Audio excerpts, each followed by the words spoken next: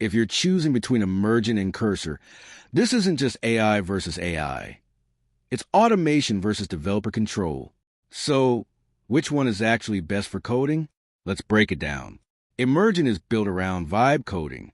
You describe what you want, and it generates full-stack apps, front-end, back-end, database, even deployment, with minimal manual coding. That makes it insanely fast for prototypes and non-developers. But here's the catch. You sacrifice control. The code can be harder to customize, debug, or scale for real production systems. Cursor takes the opposite approach.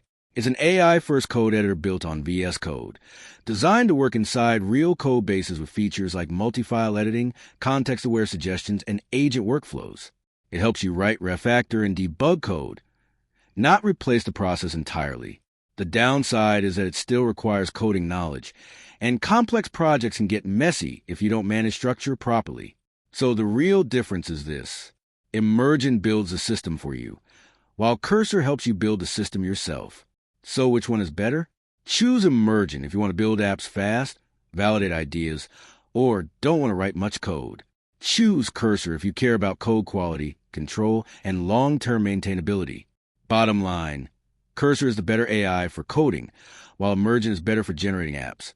And for serious developers, Cursor is still the more powerful and practical choice. Thanks for watching.